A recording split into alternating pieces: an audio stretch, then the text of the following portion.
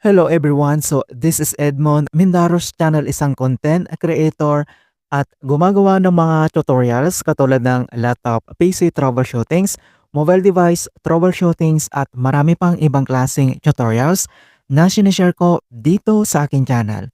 At sa video ito ay pag-uusapan natin at i-guide ko kayo on how to find, redeem, resend verifications on Microsoft Rewards. Kung bago ka lang sa pag-redeem ng Microsoft Rewards at wala ka pang nare-receive na email confirmations ng redemption mo, at ituturo ko kung paano ba mag-resend ng confirmations sa iyong email address. Kaya wag na natin patagalin at start na natin. So bago natin ma-access yung Microsoft Rewards homepage, then next step, dito lang sa ating Chrome browser and then click mo lang. And kailangan mo lang i-type dito yung Microsoft account login. And then makikita mo na dito yung first link na Microsoft account sign in, i-click mo lang yan and then kailangan mo lang mag-login. At kapag naka-login ka na, hanapin mo lang doon yung Microsoft Rewards, mag-scroll down ka lang, napakabilis lang yan hanapin talaga. Para mas madali natin ma-access na yung Microsoft Rewards, hindi mo na kailangan ulit pumunta dito sa Chrome browser.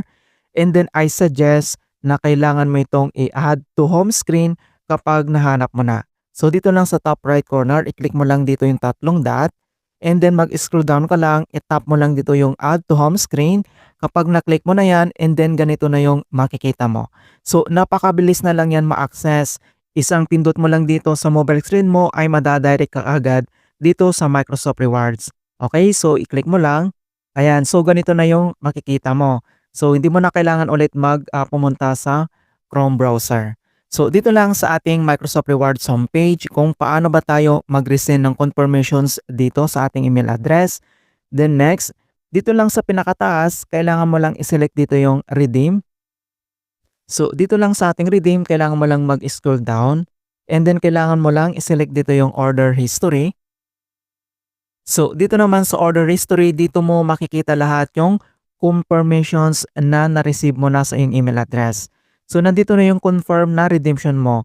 Kapag nakita mo ganito, yung name ng items ng ni-redemption mo and then yung amount, ibig sabihin nito ay confirm na yan and then pwede mo na yan na gamitin and then makuha mo na yung redemptions URL niya. Kapag wala ka pang nakitang ganito and then ang nakikita mo lang dito is order number katulad nito, so ibig sabihin yan ay hindi pa yan na-confirm. Okay, so for example, ito yung hindi pa na-confirm and then kailangan mo lang mag-slide and then hanapin mo lang dito yung email options and then ito siya. So makikita mo dito yung kanyang resend button. I-click mo lang yan para makareceive ka dito ng confirmations email kung okay na siya yung redemption mo. So napakadali lang naman yan i-recognize kung talagang confirm na. Ganito yung makikita mo yung name ng items and then yung dito sa baba yung order number niya. Ayan. Kapag wala pa and then kailangan mo lang i-tap dito yung resend. So dito naman sa order history, you should receive a confirmations email within 24 hours of redeeming.